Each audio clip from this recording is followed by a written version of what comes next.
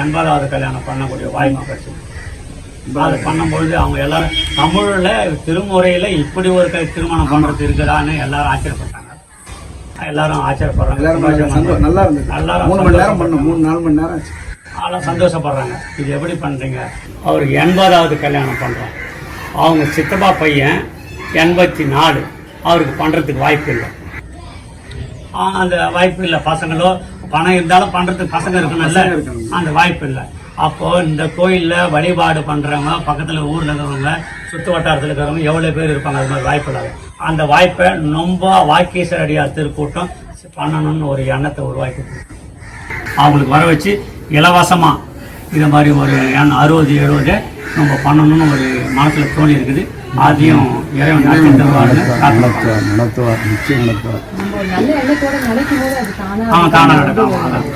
அன்று சிவனிடம் வைத்த வேண்டுதல் இன்று அவன் திருவருளாலே நடந்தது. 60ஆம் கல்யாணம் இலவசமாக நடத்த வைத்த வேண்டுதல் இனிதே நிறைவேறியது.